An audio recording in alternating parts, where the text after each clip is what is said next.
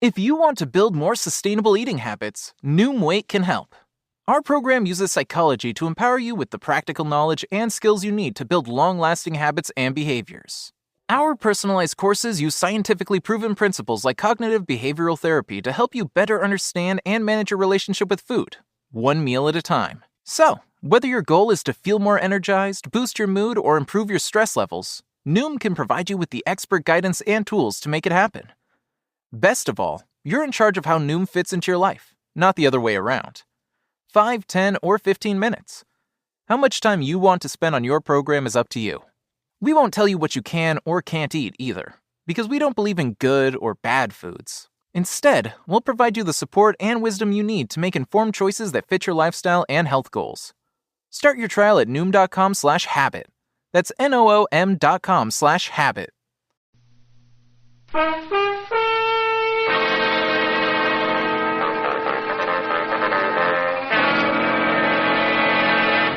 Kreml Hair Tonic and Kreml Shampoo present the new adventures of Sherlock Holmes, starring Nigel Bruce as Dr. Watson and Tom Conway as Sherlock Holmes.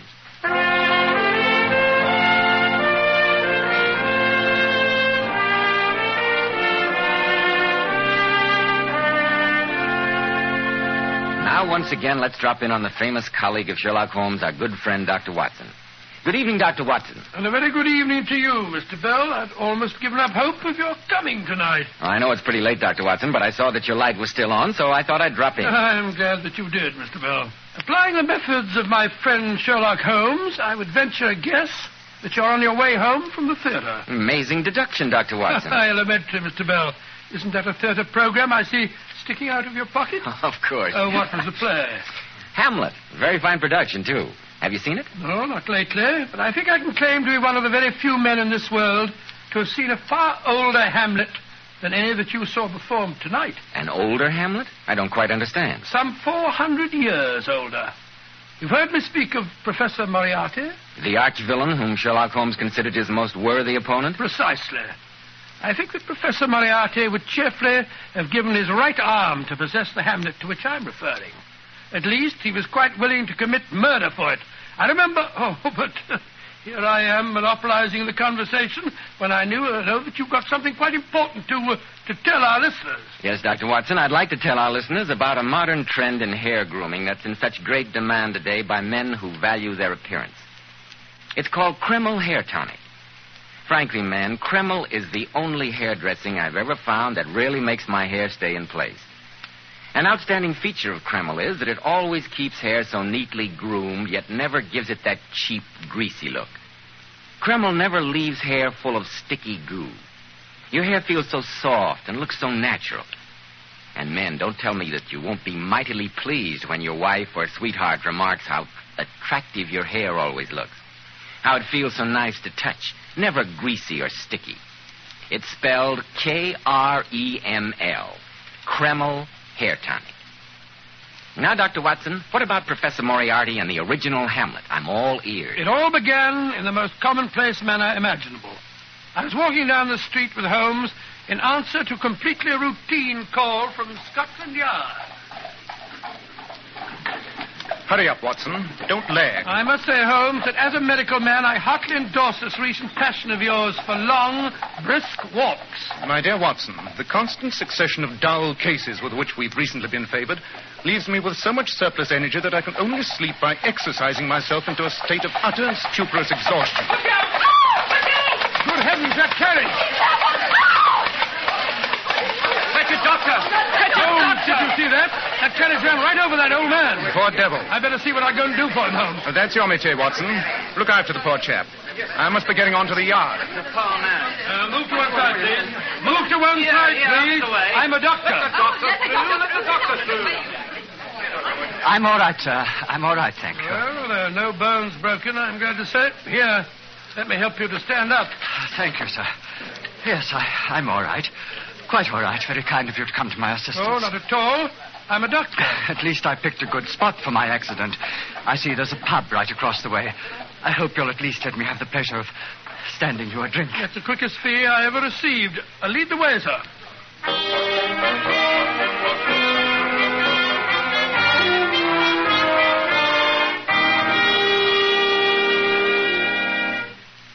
2 whiskies and sodas, miss. Right, sir. Allow me to introduce myself, sir. My name's Franklin Burley. Oh, and here's my card, Mr. Burley. Not the Dr. Watson. Oh, you mean the little paper I wrote on the common cold in the last issue of the Lancet? I don't know about that, but aren't you Sherlock Holmes' colleague? Yes, I am. God sent you to me, Dr. Watson. Oh, really? I've been wanting to put my problem into competent hands. What do you mean? I didn't stumble in front of that carriage, Dr. Watson. I was pushed. Someone's been trying to murder me. No, Mr. Burley, I tell you, it's the truth. 2 weeks ago, a wheel came off the carriage that I was driving. A most convenient accident. Last Wednesday, as I was passing St. George's in Hanover Square, an enormous balk of timber fell, missing me by less than a yard. Well, why on earth should anybody want to kill you? Here you are, gent. Oh, thank you. Because I saw it, Dr. Watson. So what? I saw the ghost of the Burleys, which no man may see and live. Oh, now, my dear fellow. After all, this is the 19th century. We're a very old family, the Burleys. Not nobility, but just as old, just as proud, and just as poor. My father left me 2 inheritances. The magnificent Burley Library, which has been in our family for over 300 years, and the Burley ghost. Oh, you needn't look at me like that. I'd always scoff, too, when I heard tales of the ghost. But a week ago, I saw it in the library. Very well, Mr. Burley. May I ask whose ghost it's supposed to be? The original collection of books in the library was stolen from an abbey expropriated by Henry VIII. When the abbot resisted, he was killed, and it's his ghost that, according to legend, haunts the library. I don't suppose you could describe the ghost? That's where you're wrong, Dr. Watson. I saw it, or him, if you prefer, quite clearly. He was extremely tall, very thin. His forehead a high, pale curve, with his eyes 2 sunken pits of blackness. Oh, gracious me. But most of all, I was struck by the slow, almost hypnotic, constant oscillation of his head from side to side in a manner which I can only describe as curiously and horribly reptilian. You and Mr. Holmes must help me, Dr. Watson. You must. I can see from your expression that you think I'm merely suffering from delusions, imagining persecutions that do not exist, but I tell you, my life is at stake. Mr. Burley, as a medical man, I'll admit that at least you believe you're telling the truth. Tell me, do you live alone? No, my son lives with me. A good enough sort, though I could wish he had a bit more purpose in life. But his wife... What about his wife? When my son was in Ceylon running a tea plantation, he married a half-caste woman. She's utterly strange, a terrible creature. I more than half suspect that she's behind everything that's happened. Rather a weird alliance, isn't it, between your ghost and your son's wife? All right, Mr. Burley, I'll speak to Holmes, if that's the only thing that'll set your mind at rest. It won't be the first time that he's driven a ghost back to its lair.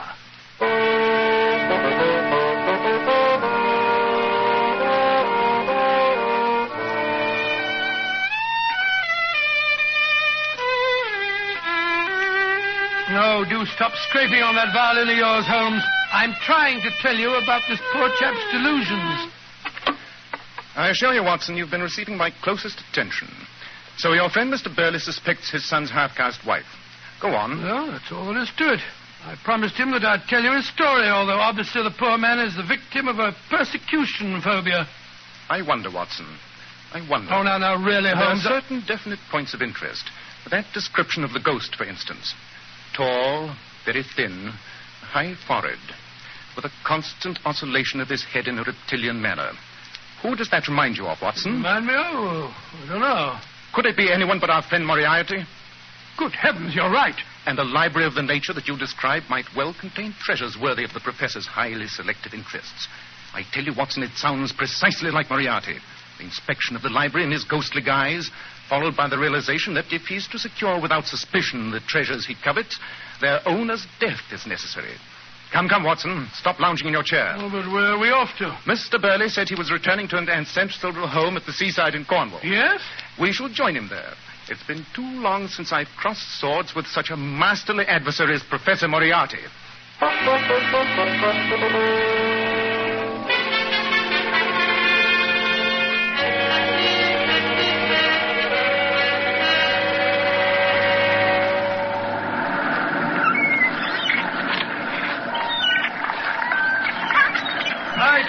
Holmes. Sea breezes, the salt air, and the sun shining on the water make a man realize that life is worth living. If you don't stop admiring the surf instead of watching where you're putting your feet along the singularly aimless meanderings of this path, you won't have any life left to live. It's a good 200-foot drop to those extremely unpleasant-looking rocks below. Yes, I see what you mean. Mr. Holmes, look down there. I never realized that those Cornish cliffs are simply riddled with caves. Which no doubt accounts for their popularity with smugglers in bygone days. That and their inaccessibility, except from the sea. The path seems to divide just up there ahead of us. Of course, that fool of an innkeeper didn't tell us which fork to take. A problem, Watson, but not one incapable of solution. May I ask how you propose to solve it? Deductive reasoning, I suppose? Not at all. I shall merely inquire the proper direction from that boy who seems to be bird's nesting behind those bushes. Oh. Here, young fellow. Hi, my lad.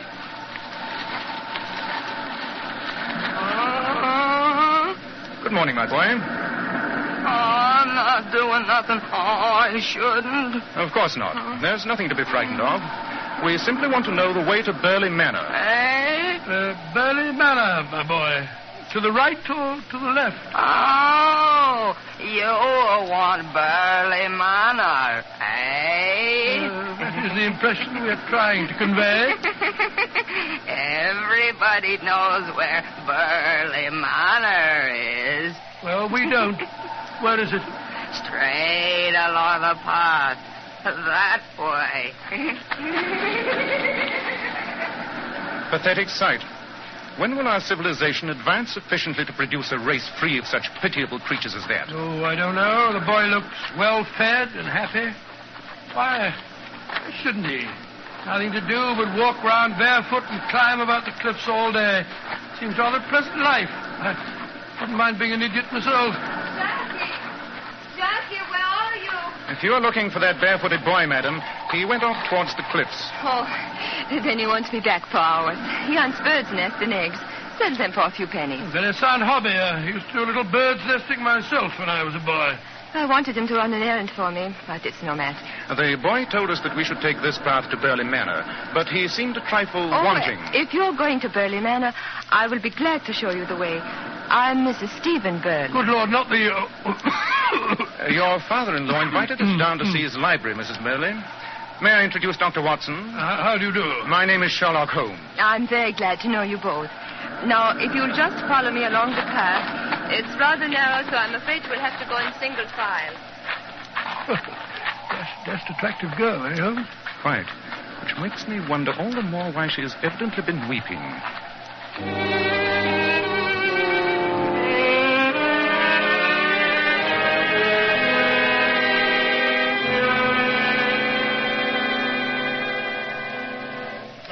So that's Burley Manor. Impressive-looking old place, I must say.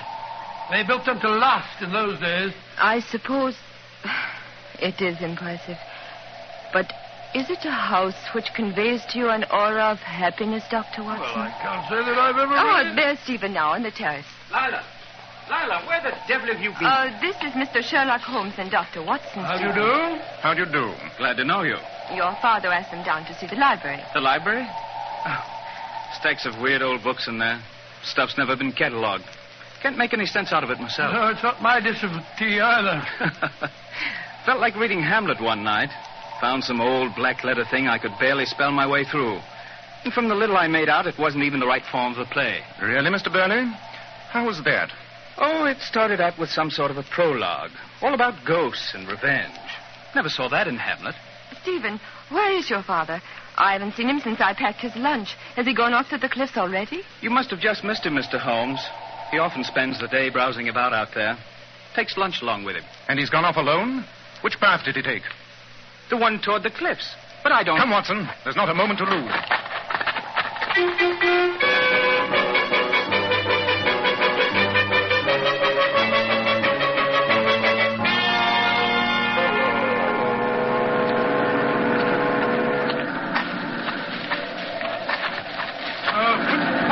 Bushes. I might as well try to hurry through a bramble hedge. I only pray we catch up to him in time. What was all that about Hamlet, Holmes? Only that there is indeed a treasure here, Watson. and one fully worthy of Professor Moriarty's distinguished attention. Treasure? What sort? From Stephen's unseeing description, I deduce that the Burley Library must contain the Hamlet. The Hamlet? Oh, what's that? The original play ascribed to Thomas Kidd, upon which Shakespeare based his version. Not a single copy is known to exist in the entire world, Watson. It would be absolutely priceless. Gracious me. I say, Holmes, look. Up there ahead. I just caught a glimpse of a man's back beyond those trees.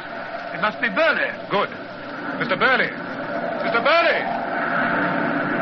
The wind's blowing towards us. He can't hear you. Hurry up, Watson. We catch him beyond that bend in the path. Great heavens! How appalling. Why, the man's literally blown to bits.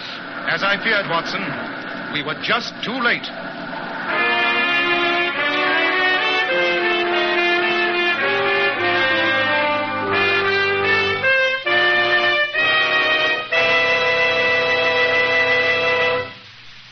It'll be interesting to see if Sherlock Holmes really was too late. But, men, it's never too late to help improve the appearance of your hair. If you're having trouble keeping your hair in place, if it's dry, lifeless looking, why not try Kreml Hair Tonic? Honestly, I think Kreml is by far one of the greatest hair dressings ever discovered. Kreml keeps hair in perfect order from morning until night, with a nice, healthy-looking luster. Yet Kreml never gives hair that cheap, greasy look. It never smothers hair down with sticky goo, which makes the hair and scalp feel so dirty. In addition, Kreml makes hair a cinch to comb. At the same time, it removes dandruff flakes. It relieves itching of dry scalp and makes your scalp feel so clean and refreshed. Next time you get a haircut, ask your barber for an application of Kreml. In the meantime, buy a bottle at any drug counter. Kreml. Kreml Hair Tonic.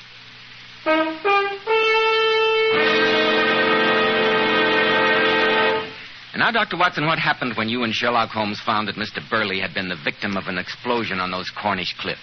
Holmes sent me back to the house. As soon as I had reported what had happened, I hurried back to the cliffs, where I found Holmes standing lost in meditation, his tall, gaunt form silhouetted against the sea. Holmes, I've sent a servant from the house to fetch the police. Good man. What's that you got there? A few barely identifiable fragments of the lunchbox Burley was carrying. From the marks of the explosion, it is obvious that the bomb was in it. I see. Great Scott, Holmes. Young Mrs. Burley said that she packed that lunchbox. Precisely. And you will observe these footprints leading away here in the softer ground at the edge of the path. Naked footprints. That barefoot boy, the idiot. He saw it happen, was frightened by the explosion, and ran away in a panic. You'll notice how smooth the footprints are? Smooth? Never mind. There's little we can do now but await the police. And I doubt if it will be long before they arrest a murderer.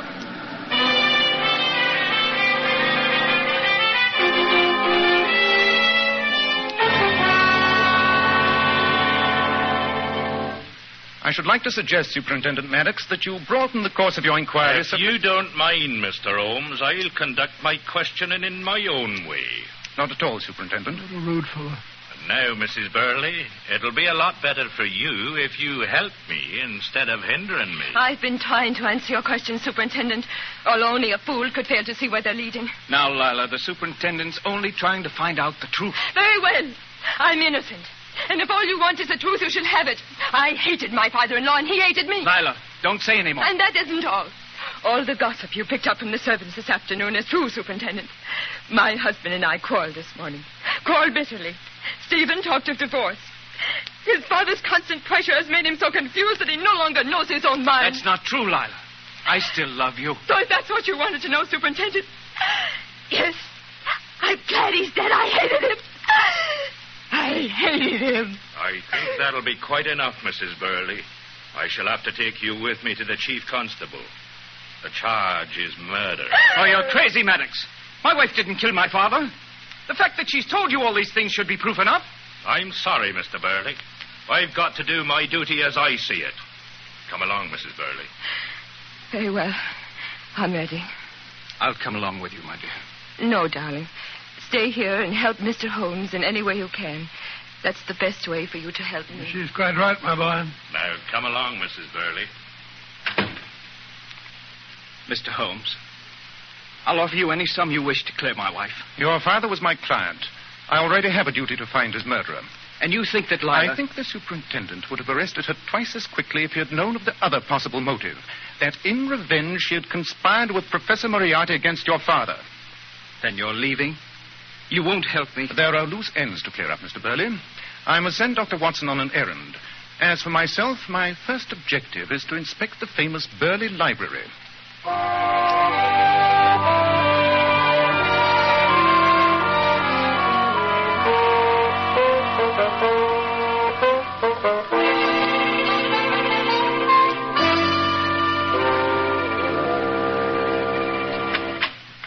I brought you some sandwiches, Mr. Holmes. You've been in here for hours. I'm afraid I've rather lost track of time. Have you found what you wanted? I did not find it. And nothing could be more significant than its absence. There is no sign here, Mr. Burley, of the black letter Hamlet which you described. Well, that's funny. I distinctly remember that... Ah, there you are, Holmes. Any luck, Watson? No, not a bit. I missed my supper and had a wild goose chase for my pains. You mean you couldn't find the half-witted boy? Checked every house in the village. He's nowhere about. I'm afraid he will never return. Dead? You mean you think that he saw too much? I mean, Watson, that the person who planted that bomb also murdered that poor boy. If you could have some lanterns at once, please, Mr. Burley. Of course. I think we'd better follow the tracks of those bare feet to their final destination.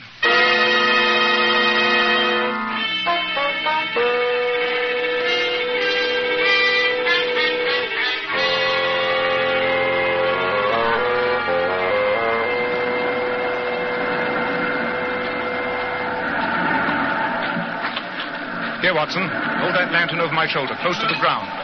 This moonlight isn't quite strong enough to... Ah, that settles it. What is it? This overturned pebble. See? The underside is still moist and discolored.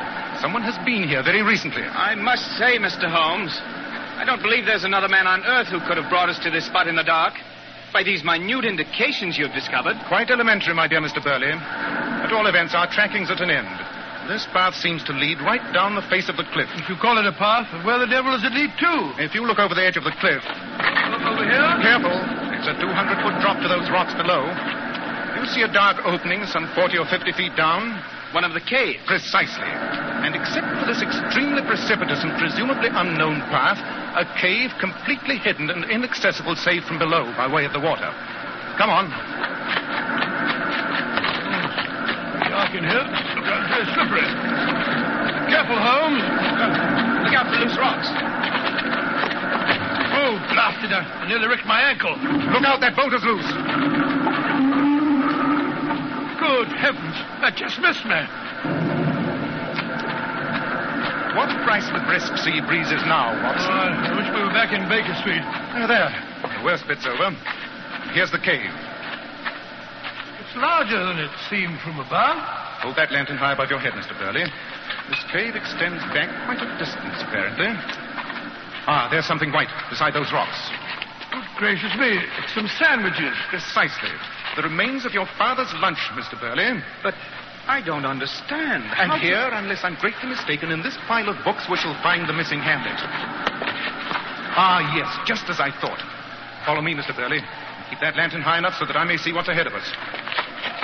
What the dickens are you doing with a revolver in your hand, Holmes? I expect to find it of use at any moment, Watson. Ah, the end of our road. It's my father. It's Burley. He's asleep. But he's wearing Jackie's clothes. Precisely. Wake up, Mr. Burley. No, none of that. I've got you covered. What's the meaning of this? A very clever plot, Mr. Burley. You so hated your half-caste daughter-in-law that you determined to get rid of her before she could bear you a grandchild, even to the lengths of framing her for your own murder. We said that only she could have tampered with the lunchbox. Obviously, we should have thought, Mr. Burley. Only she and you could have done so. Good heavens, Holmes. Do you mean to say that my father... Under the pretext of some childish game, Burley, you exchanged clothes with that poor boy. We saw him walking along dressed in your clothes. No wonder he didn't answer when I called your name. You watched him as he was blown to bits by the bomb, and then you disappeared. You knew, Holmes, what we'd find here? The bare footprints were smooth, Watson, which would have told me at once that they were the prints of Franklin Burley's feet. The boy Jackie, who spent his days climbing the cliffs, would have had horny, calloused feet. When I realized that, everything fell into place. The ghost in the library. Pure invention. The accident, which doubtless was simply an accident, introduced Burley to you and suggested that I might prove an unimpeachable witness to his ostensible murder by his daughter-in-law. The story of the ghost was simply an ingenious device to pique my interest. All right, Mr. Sherlock Holmes. As long as you're so smart, answer this question. What can you prove? I'll admit I changed clothes with the idiot. I'll say it was just a game. Then he was killed by the trap that had been meant for me. I was panicked and ran away. Yes, panic to the extent of bringing your most valuable books with you, Mr. Burley, the sale of which would be a great help in starting your new life. But there's more to it than that. How does the heir of an old but impoverished family do himself as well as you do? How does a country gentleman secure a well-made time bomb? And above all, how is it that you were able to describe Moriarty so precisely in order to tempt me? I know. You're one of Moriarty's henchmen, aren't you? It's always been a trick of his to use the old smuggler's passages in these caves. Perhaps you're even counting on him to complete your plan. Look, Holmes, look. There's a motorboat coming in towards us. There, standing on the prow, that unmistakable thin figure, that oscillating head. It's Moriarty. Get down, Watson, out of sight. Stand up early in the mouth of the cave. Let Moriarty see you in the light, but don't try to warn him. I assure you I won't hesitate to shoot you. You don't dare kill me. You want me as a witness. Moriarty! It's a trap! Sherlock Holmes is here! Moriarty's raising his rifle. He's... Oh! He shot him, Holmes. Moriarty's shot Burley. Better luck next time, Holmes. Good heavens!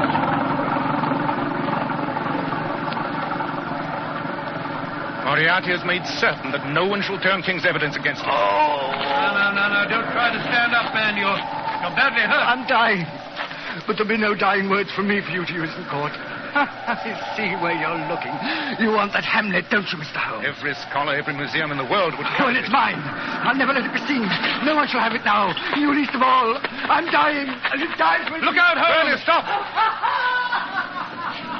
Good heavens, he's thrown himself into the sea. He hasn't a chance on those jagged rocks. Yes, and his body will be washed out to sea before we can get down there. Watson, an irreparable loss. Loss? A confounded murderer like that? I was referring to the copy of Hamlet. I'm afraid it's the most shocking loss to English literature since half of Milton's papers were burned by his cook.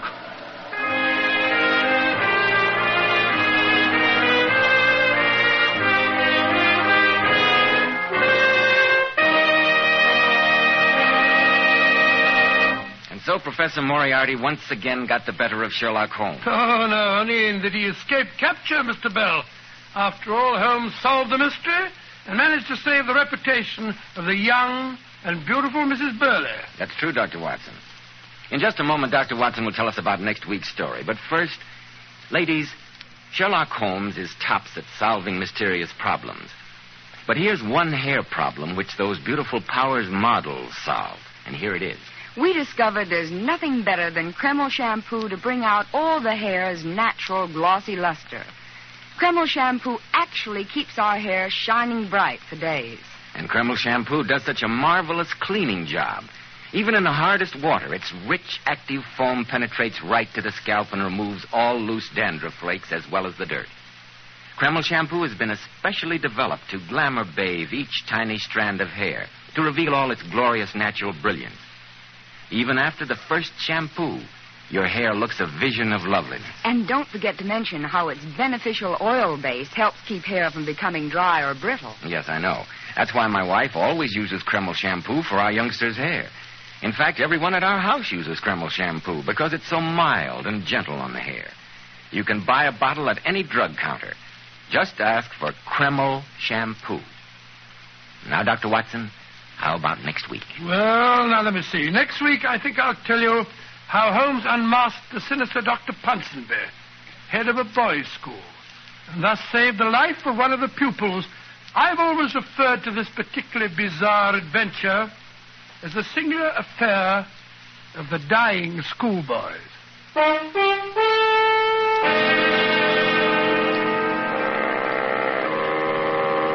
Tonight's new Sherlock Holmes adventure was suggested by an incident in Sir Arthur Conan Doyle's story, The Final Problem.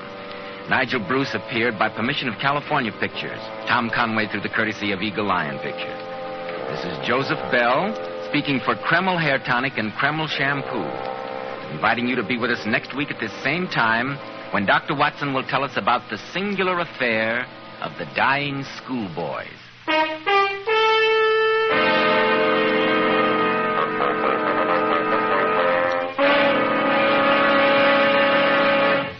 This is ABC, the American Broadcasting Company.